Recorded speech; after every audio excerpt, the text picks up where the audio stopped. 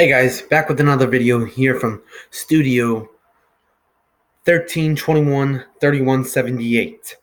Um, there was news about this on the offseason just a few days ago, saying Syndergaard and Diaz are now going to stay on the Mets.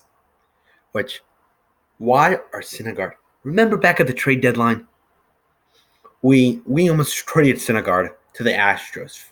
I don't even know for who, but Syndergaard is now staying. Diaz is staying too.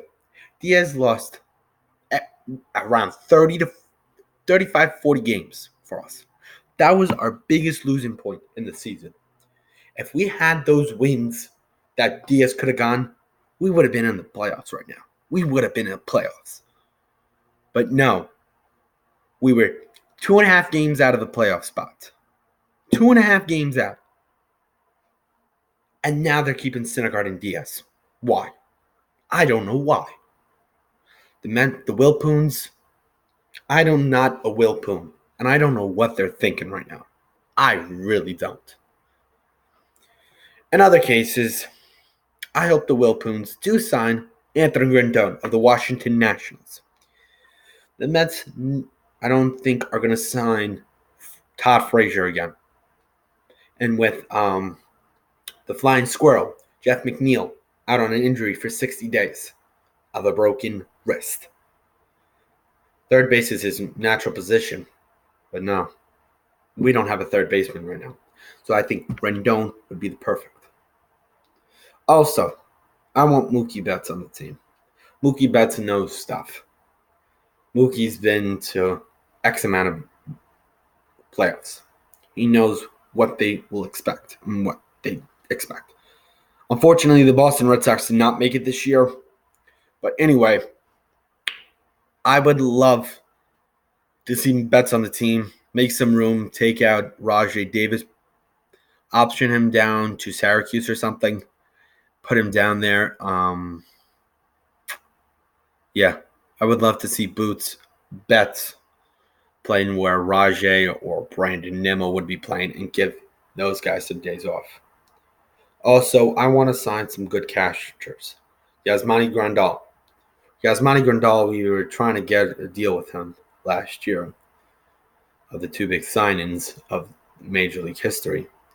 But Grandal are having talks with the Cincinnati Reds, which I'm very surprised. I don't know why, but the Mets wanted Grandal last year. They said something about the Yasmani. The Mets were going to speak to Yasmani because he's now back on the FA. You know what the Mets really need to do? They need to work on their bullpen. And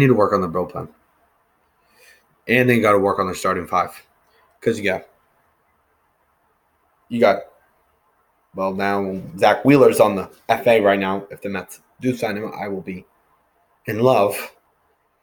But Zach Wheeler, Noah Syndergaard, Jacob deGrom, Marcus Stroman, and Steven Matz.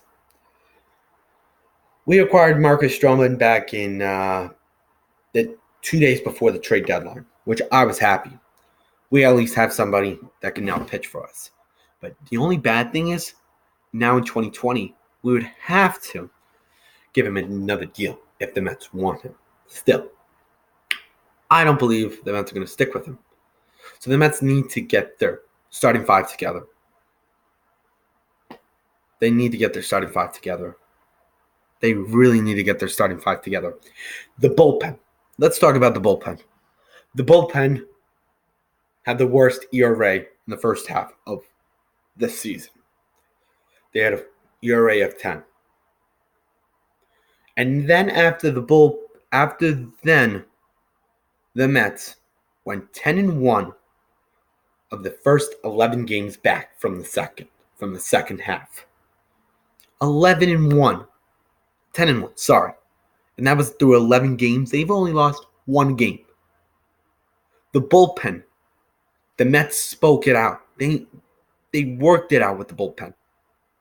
And now, how many games were we at again? 2.5. If we won the games that we lost with Diaz, the bullpen's mistakes, We could have actually been in the world. We could have been in the postseason right now. We could have made a wild card spot at least. Probably went against Washington. But no, the Mets bullpen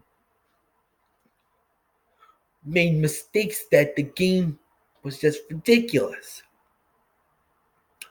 But again, the Mets bullpen did some crazy things that us Mets fans, did not want to happen.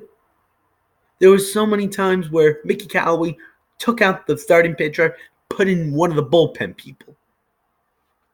What? I'm so glad that the Mets did fire Mickey Callaway. I am super glad. But guys, next 2020 is going to be a new year. Let's go Mets 2020. Hopefully the Mets can do something in 2020 that the Mets could not do in 2019.